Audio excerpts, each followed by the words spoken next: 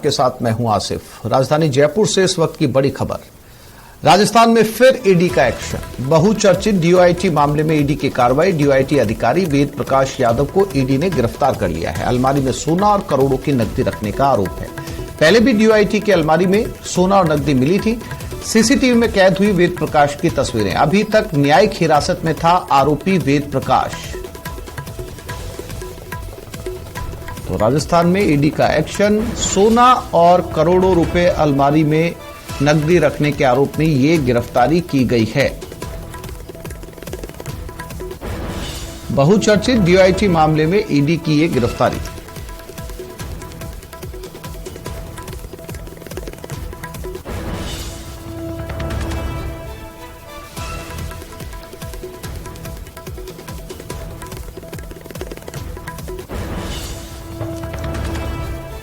कुछ समय पहले ये मामला सुर्खियों में आया था जब वो सीसीटीवी फुटेज में नजर आए थे अलमारी से सोना या कैश निकालते हुए या रखते हुए। उसके बाद से ये जांच शुरू हुई थी। अब इसमें ईडी की एंट्री हुई। राजस्थान डीओआईटी के ज्वाइंट डायरेक्टर के खिलाफ एक्शन हुआ है। डीओआईटी के ज्वाइंट डायरेक्टर वेद प्रकाश यादव के खिलाफ बड़ी कार्रवाई हुई है। ईडी ने वेद प्रकाश को कल रात में गिरफ्तार कर लिया। जयपुर और उत्तर प्रदेश के आजमगढ़ जिले में छापेमारी की गई थी। जांच के दौरान कई अहम दस्तावेज और सबूत मिले थे। वेद प्रकाश से उन तमाम सबूतों और दस्तावेजों के बारे में पूछताछ होगी। आज वेद प्रकाश को जयपुर स्थित स्थानीय ईडी कोर्ट में पेश किया जाएगा। कोर्ट में पेशी के बाद पूछताछ के लिए रिमांड ली जाएगी। डीओआईटी विभाग में भ्रष्टाचार की कई कड़ियां और भी उजागर हो सकती हैं।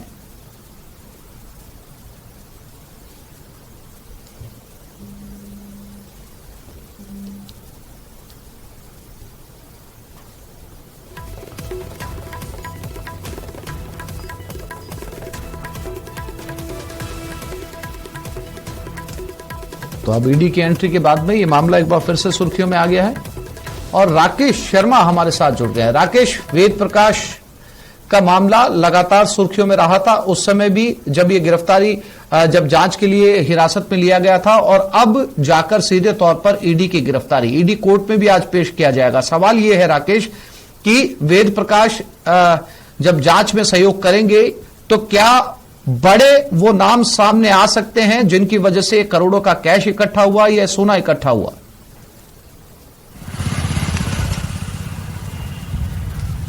बिल्कुल, देखिए आसिफ, ईडी ने देर रात ये कार्रवाई शुरू की। राकेश, मेरी आवाज मिल रही है आपको? के दौरान जो वेद प्रकाश यादव है जॉइंट डायरेक्टर, हाँ बिल्कुल आसिफ, मुझे आपकी आवाज मिल रही है जी। तो जो वेद प्रकाश यादव है, वेद प्रकाश यादव ने चूंकि न्यायिक हिरासत में था, न्यायिक हिरासत के दौरान जब ईडी ने सर्च की है, चूंकि जो ईडी ने कार्रवाई शुरू की है ये एंटी करप्शन ब्यूरो की एफआईआर के आधार पर की है। एंटी करप्शन ब्यूरो ने जो योजना भवन में सूचना प्रौद्योगिकी एवं संचार भवन का जो क्षेत्रीय मुख्यालय है वहां जो अलमारी में से वेद प्रकाश यादव की अलमारी थी और सीसीटीवी फुटेज के आधार पर इसकी पुष्टि हुई थी। उसके बाद इन्होंने खुद स्वीकार किया था। तो 1 किलो सोना, 2 करोड़ 31 लाख से ज्यादा का कैश जब्त किया था। चूंकि ये पैसा कमीशनखोरी के जरिए लाया गया था। कमीशनखोरी कौन कौन से कार्यों में की गई, कौन कौन से प्रोजेक्ट घटिया किए गए जिनके एवज में इन्होंने कमीशनखोरी तो अब इसको लेकर के ईडी ने, चूंकि ये मामला जिस तरीके से डॉक्टर किरोड़ीलाल मीणा ने लगभग 5,000 करोड़ की अनियमितताओं के आरोप जो है सूचना प्रौद्योगिकी एवं संचार विभाग में लगाए थे, तो अब ईडी ने ये कार्रवाई शुरू की है कि इस तरह का कमीशनखोरी का कितना बड़ा खेल है, कौन कौन लोग इसमें शामिल हैं। ये राजस्थान के अलावा यूपी के आजमगढ़ में भी कार्रवाई शुरू की गई है क्योंकि वहां भी ये जो वेद प्रकाश यादव है इसके तार कनेक्टेड हैं। तो आजमगढ़ में जो कार्रवाई की गई है और ये जो राजस्थान में कार्रवाई की जा रही है, इन दोनों प्रीमाइसेस के दस्तावेज को एक साथ मिलाया जाएगा और जो वेद प्रकाश यादव है उससे पूछताछ की जाएगी कि ये कितना बड़ा नेक्सस है। चूंकि ये एक नमूना था जहां पर लगभग 3 करोड़ रुपए की राशि उसने अपने घर पे नहीं रखी, सरकारी दफ्तर में रखी। यानी अब उसके घर की तिजोरियों में घूस की रकम रखने को शायद जगह नहीं थी, इसलिए सरकारी दफ्तर का उसने उपयोग किया। तो एसीबी ने जब ये कार्रवाई की थी उसके बाद अब ईडी की एंट्री इसमें हुई है। तो ईडी चूंकि जो इसमें जो आला अधिकारी हैं या दूसरे जो लोग हैं उनकी छानबीन कर सकती है। अभी एसीबी ने भी इस मामले में तत्परता दिखाते हुए जो सारे सीसीटीवी फुटेज रिकॉर्ड पूरा खंगाला था और पूरी जांच हुई थी और उसके बाद वेद प्रकाश यादव को गिरफ्तार किया था। अब जो है ईडी किस एंगल से इसमें जो आगे जांच करती है, क्योंकि अब राजस्थान एसीबी आजमगढ़ नहीं पहुंची थी यूपी के, और अब ईडी जब इसमें आई है तो जो नेटवर्क में दूसरे लोग हैं, कमीशनखोरी में दूसरे लोग हैं, उन पर शिकंजा कसा जा सकता है। आज वेद प्रकाश यादव को ईडी कोर्ट में पेश करके इसका रिमांड लेगी। रिमांड लेने के बाद जो इसका एक नेटवर्क है, जो एक गैंग बना हुआ है, जो सरकारी योजनाओं में लूट खसोट करता है, कमीशनखोरी करता है, उसके बारे में विस्तार से पूछताछ की जा सकती है। बिल्कुल राकेश, नजर बनाए रखिएगा, अपडेट आपसे लेते रहेंगे। जानकारी के लिए आपका धन्यवाद। शंकर आनंद हमारे साथ, हमारे दिल्ली संवाददाता जुड़ गए, उनसे बात करते हैं। शंकर, ईडी की एंट्री इस पूरे मामले में हो चुकी है और ईडी की एंट्री के बाद में गिरफ्तारी हुई है।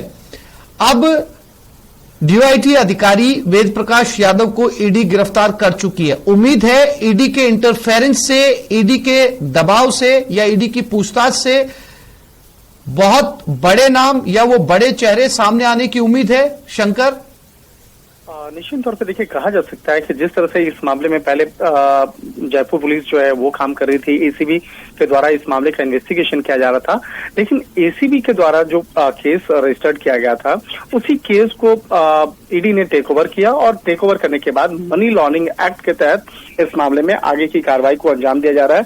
तो अगर सेंट्रल एजेंसी की अगर भूमिका जब सामने आई है तो निश्चित तौर पर यह केस अपने आप में बड़ा हो गया है। और जिस तरह से इस मामले में सूचना और तकनीक विभाग के जो ज्वाइंट डायरेक्टर हैं वेद प्रकाश यादव, जिस तरह से इनको अब गिरफ्तार किया गया है, तो गिरफ्तारी के बाद आज उन्हें स्थानीय कोर्ट में पेश किया जाएगा और उसके बाद ईडी की विशेष कोर्ट में बताया जाएगा कि किस तरह से आरोप इनके खिलाफ है। उसके बाद जब आगे की इस मामले में रिमांड ली जाएगी तो रिमांड के दौरान कई महत्वपूर्ण इनपुट्स पर बाकायदा पूछताछ की जाएगी और खास तौर पर जब सर्च ऑपरेशन को अंजाम दिया गया, सर्च ऑपरेशन के दौरान में किस तरह के जो एविडेंस जो है वो इकट्ठा किया गया है और उस एविडेंस का कई अन्य आरोपियों और अन्य जो इसके सहयोगी हैं उसका जो कनेक्शन है वो बेहद महत्वपूर्ण है। तो एक तरह से कहा जा सकता है कि आने वाले वक्त में कई लोगों से पूछताछ हो सकती है और खास तौर पर ज्वाइंट डायरेक्टर वेद प्रकाश यादव, जो हालांकि वो सस्पेंड है, लेकिन उससे जुड़े हुए कई ऐसे लोग, कई ऐसे कर्मचारी जो भ्रष्टाचार के मामलों को एक साथ अंजाम देते थे, तो उन तमाम लोगों से पूछताछ होगी और इसके लिए जल्द ही कई लोगों को पूछताछ का नोटिस भेजा जाएगा। जानकारी के लिए आपका धन्यवाद। और ये खबर दौसा से, हिस्ट्री शीटर निरंजन मीणा मौत मामले में अपडेट। ग्रामीणों ने मेहंदीपुर बालाजी थाने के बाहर धरना जारी रखा है। कल शाम से धरना जारी है।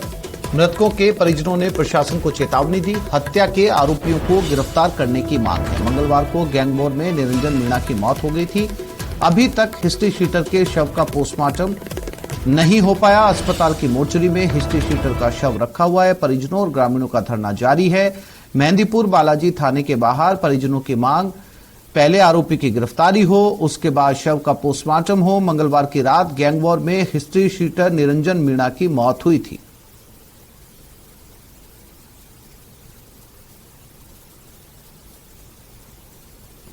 जिन्होंने मेरे बच्चे की हत्या की है उनको सजा मिलनी चाहिए, वो गिरफ्तार हों। और जो ये अवैध रूप से कारोबार चला रहे हैं, कोई भांग का, गांजा, अफीम, इनको दुष्ट किए जाए, इनके अड्डों को। यही मांगे हमारे लोग। जब तक मुल्जिम अरेस्ट नहीं होंगे और जब तक ये इनका अड्डा दुरुस्त नहीं होंगे, जब तक हम सब लेने को तैयार नहीं, दाग संस्कार नहीं करेंगे। हमको यह मांगे चाहे महीनों भर हो जाए, पर हमको मुलजिम पकड़े चाहिए, हमारा न्याय चाहिए। और ये सरकार कब्जा कर रहे हैं, सारा यहाँ का मकान फूटना चाहिए। हमारे हमका महीना पड़ा रहे, सब 20 दिन पड़ा रहे, सब 10 दिन पड़ा रहे। हम हटेंगे या जगह से जब हमारे भाई को हमारा हमको न्याय चाहिए। हमारा तो हाथी गए हम पकाएंगे। बिल्कुल ही हटना चाहिए, मुलजिम पकड़ा होना चाहिए। मुलजिम गिरफ्तार चाहिए। इतना हम नासु नहीं हटेंगे, चाहे जान चल जाए हमारी।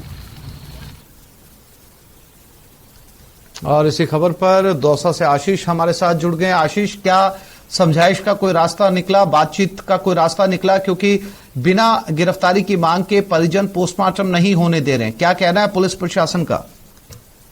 बिल्कुल, पुलिस और प्रशासन के आला अधिकारी समझाइश करने में जुटे हुए हैं, लेकिन परिजनों का कहना है कि जो भी आरोपी हैं उनको गिरफ्तार किया जाए। परिजनों ने 4 आरोपियों पर नामजद एफआईआर दर्ज कराई है। वहीं पुलिस ने भी अपनी प्राथमिक जांच में ये माना है कि जो 2 आरोपी हैं, सीताराम मीणा और रंगा बहरवा, इन दोनों आरोपियों की धरपकड़ के लिए पुलिस की करीब 3 से 4 टीमें करौली और जयपुर इन जगहों पर दबिश दे रही है, लेकिन अभी तक दोनों आरोपी गिरफ्त में नहीं आए हैं, क्योंकि आरोपी भी शातिर बदमाश है, उनके खिलाफ भी कहीं से मुकदमे दर्ज है। ऐसे में वो पुलिस से बचने के लिए कहीं काफी लंबी दूरी तय कर चुके हैं। ऐसे में पुलिस की टीमें लगातार पीछा कर रही हैं, लेकिन अभी तक गिरफ्तारी नहीं हो पाई है।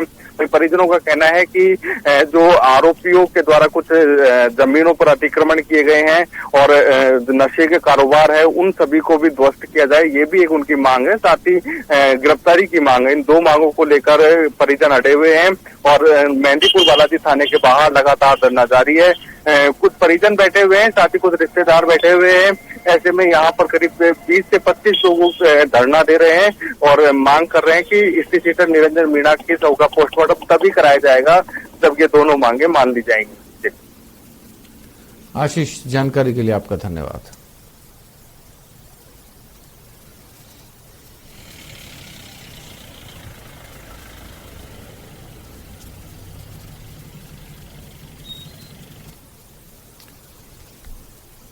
तो पुलिस लगातार संभावित ठिकानों के ऊपर दबिश दे रही है। जैसा कि हमारे संवाददाता ने बताया, पुलिस का कहना है कि बहुत जल्द हत्यारे उनके गिरफ्त में होंगे और परिजनों के साथ भी पुलिस लगातार समझाइश कर रही है ताकि जल्द से जल्द शव का पोस्टमार्टम करवाया जाए, क्योंकि शव जितनी ज्यादा समय तक रखा रहेगा उसके खराब होने की या डिकम्पोज होने की आशंका उतनी ज्यादा है।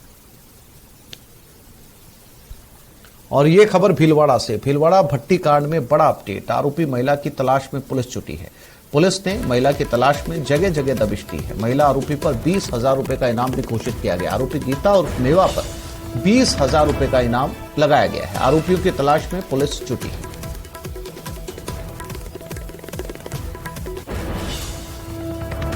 तो भीलवाड़ा भट्टी कांड में पुलिस के हाथ अभी भी खाली है। राहुल भीलवाड़ा से हमारे साथ जुड़ गए हैं। राहुल, 20,000 रुपए का इनाम रखा है, उम्मीद है अब वो महिला हाथ आएगी? लगातार पुलिस द्वारा इस मामले में कार्रवाई की जा रही है। 7 जनों को गिरफ्तार कर लिया गया है, निरुद्ध भी किया गया है। लगातार पुलिस और भी लोगों की तलाश में है। उसमें एक महिला की तलाश भी लगातार जारी है। लगातार पुलिस हर जगह दबिश दे रही है। जहां जहां पुलिस को शक हो रहा है, शक के आधार पर दबिश दी जा रही है, घरों में दबिश दी जा रही है और भी जो इनके ठिकाने हो सकते हैं वहां पे दबिश दी जा रही है। जब तक पुलिस ने अब एक बड़ा कदम उठाते हुए इन पे इनाम घोषित किया है ताकि लोगों तक ये संदेश भी पहुंचाए ताकि जल्द से जल्द इनको हिरासत में लिया जा सके, इनको गिरफ्तार किया जा सके और इनको कड़ी से कड़ी सजा दिलाई जा सके। जी, जानकारी के लिए धन्यवाद राहुल।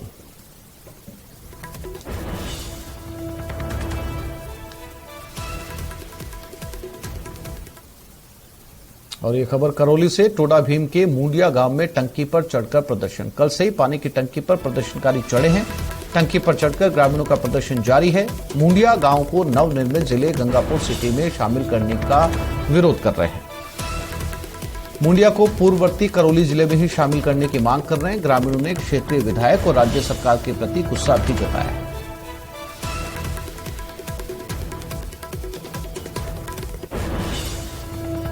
पानी की टंकी पर ग्रामीणों का प्रदर्शन जारी है।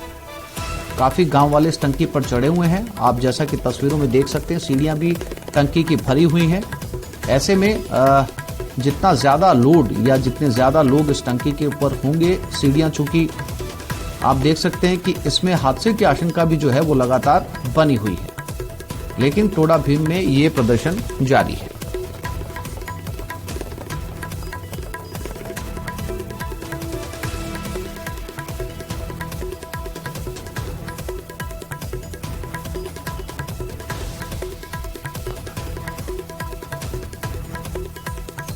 करौली से ये खबर। टोडा भीम में ये टंकी पर बैठे लोग यहां पर प्रदर्शन कर रहे हैं। टोडा भीम के मुंडिया गांव की ये घटना है। कल से ये लोग पानी की टंकी पर चढ़े हुए हैं और आप देख सकते हैं कि ये तादाद जो है वो लगातार बढ़ती जा रही है।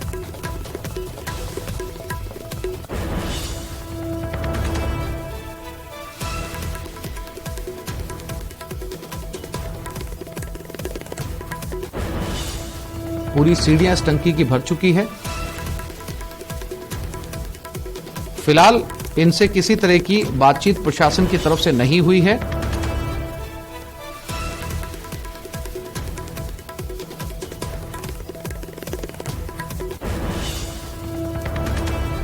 मुंडिया को पूर्ववर्ती करौली जिले में ही शामिल करने की मांग को लेकर ये लोग लगातार कल से टंकी पर बैठे हैं। और धर्मेंद्र करौली से हमारे साथ जुड़ गए हैं। धर्मेंद्र, जितने नए जिले बने हैं उसमें बीकानेर से जुड़ी भी इस तरह की समस्या देखी गई है और अब करौली में क्या व्यवहारिक समस्या है इनके सामने, क्या तकनीकी समस्या आ रही है, क्या कारण इन्होंने गिनाए हैं जिसकी वजह से जिले में शामिल नहीं होना चाहते? देखिए, बताना चाहूंगा, ये पिछले दिनों मुड़िया के पास ही एक लपावली गांव है जहां भी टंकी पर चढ़कर ग्रामीणों ने प्रदर्शन किया था और नवनिर्मित जिले में जो शामिल करने का विरोध किया था। अब कल से ये मुड़िया गांव में प्रदर्शन चल रहा है। इन लोगों का कहना है कि जो मुड़िया गांव है उसकी दूरी गंगापुर सिटी से व्यावहारिक तौर से दूरी ज्यादा है, जिसके चलते इनको जब अपने काम पड़ेंगे तो उनके जाने आने में काफी परेशानियां होंगी। इसके साथ ही जो इनका कहना है कि जो इनकी जो विधानसभा है उसके चक्कर में भी कई बार राजनीतिक कारणों से भी इन्हें परेशानी होगी, इसका ही विरोध कर रहे हैं। और इसी को लेकर कल से टंकी पर चढ़े हुए, रात को भी उन्होंने जो रात है वो टंकी पर ही बिताई है। अब मौके पर जो डिप्टी है अमर सिंह मीणा टोडा भीम के, वो मौके पर है। साथ ही बालघाट थाना अधिकारी हैं, सिविल डिफेंस की टीम मौके पर पहुंच चुकी है। रात भर भी इनसे समझाइश का प्रयास चला था और सुबह से फिर से समझाइश के प्रयास किए जा रहे हैं, लेकिन ग्रामीण जब तक मांग पूरी नहीं होगी तब तक टंकी से नहीं उतरने की मांग पर अड़े हुए। जी आसिफ, प्रशासन की तरफ से बातचीत का आमंत्रण मिला? प्रशासन की तरफ से कोई आया? जी देखिए, पुलिस और प्रशासनिक अधिकारी जिसमें एसडीएम तहसीलदार भी मौके पर पहुंचे हैं, उन्होंने भी समझाइश के प्रयास किए और बताया जा रहा है कि समझाइश के दौर अभी भी चल रहा है। जी आसिफ, जानकारी के लिए धर्मेंद्र आपका धन्यवाद।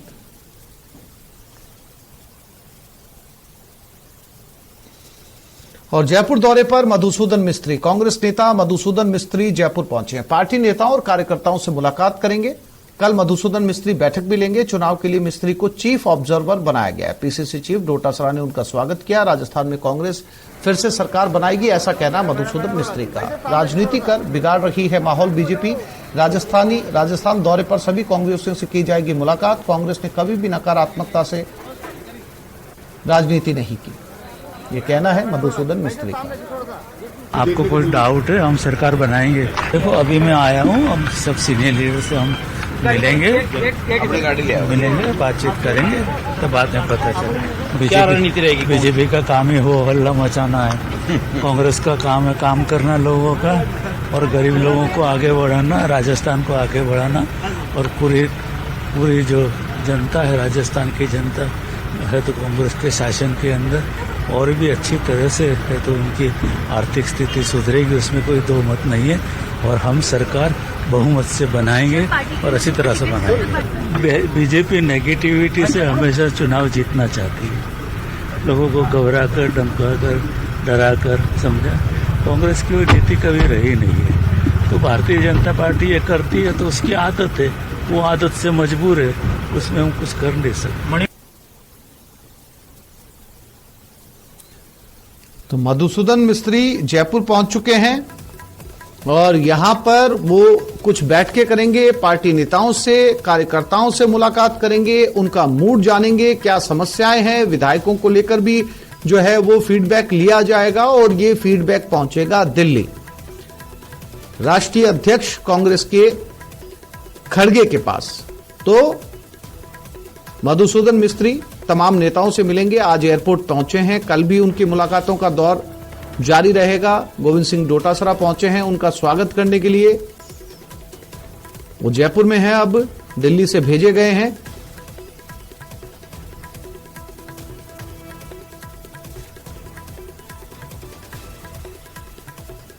ये तस्वीरें जयपुर एयरपोर्ट से मधुसूदन मिस्त्री की, कांग्रेस के वरिष्ठ नेता।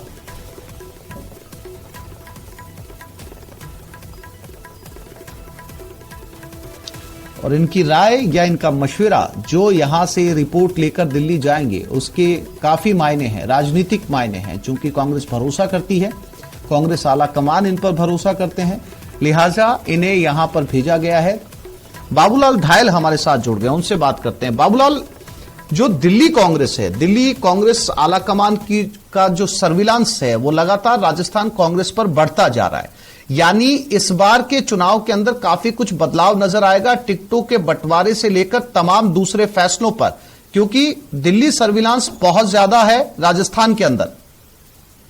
जी बिल्कुल आसिफ, और देखिए कांग्रेस पार्टी ने ऐलान किया कि वो सितंबर के महीने में बहुत सारे टिकट तय करने जा रही है, यानी कि मुश्किल से एक महीने में 100 टिकट पार्टी को तय करने हैं, अनाउंस करने हैं। उससे पहले दौरे हो रहे हैं लगातार। आज चीफ ऑब्जर्वर आ गए हैं, देर शाम तक सारे के सारे जो पर्यवेक्षक लगाए हैं इनके साथ में, मधुसूदन मिस्त्री के साथ में, वो सब आ जाएंगे। दिन भर किस तरह का एजेंडा होगा कल की बैठक में, उस पर चर्चा होनी है। इसके अलावा कल जब सारे लोग साथ में बैठेंगे तो पूरे राजस्थान का जो सियासी माहौल है, कांग्रेस कहां पर स्टैंड कर रही है, सुखजिंदर रंधावा, डोटासरा, सब लोग उस बैठक का हिस्सा होंगे। तो जीत की रणनीति बनाने पर फोकस है कांग्रेस पार्टी का, और इसके लिए जितनी जो कमेटियां बनाई जा सकती है वो लगातार बनती हुई चली जा रही है।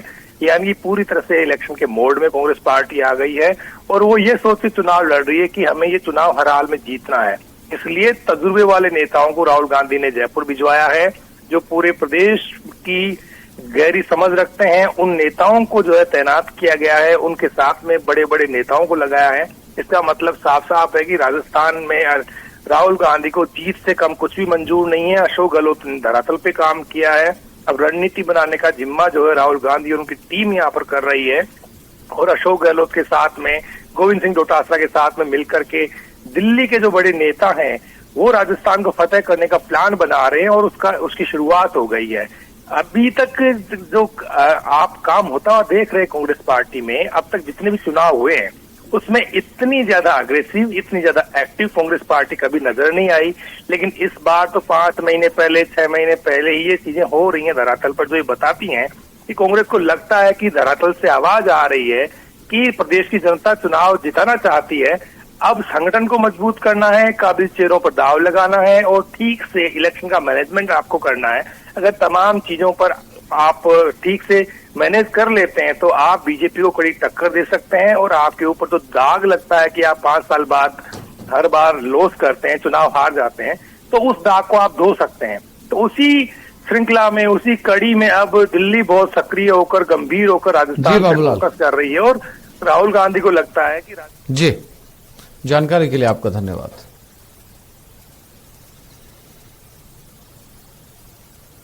कांग्रेस ने प्रदेश पॉलिटिकल अफेयर्स कमेटी का गठन कर दिया है। प्रदेश प्रभारी सुखजिंदर सिंह रंधावा की अध्यक्षता में बनी पॉलिटिकल अफेयर्स कमेटी में 35 नेताओं को शामिल किया गया। इस कमेटी में सीएम अशोक गहलोत, प्रदेशाध्यक्ष गोविंद सिंह डोटासरा, सचिन पायलट, विधानसभा स्पीकर सीपी जोशी सहित प्रमुख नेताओं को लिया गया है। कमेटी में 16 मंत्रियों को शामिल किया गया है।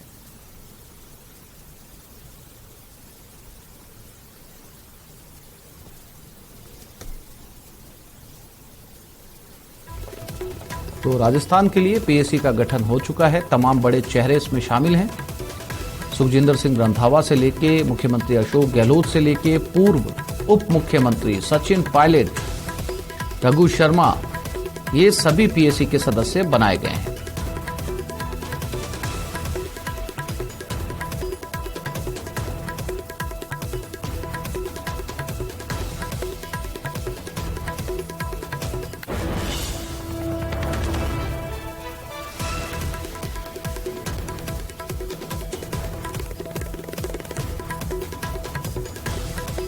एक छोटे से ब्रेक के लिए रुक रहे हैं, जल्द लौटेंगे।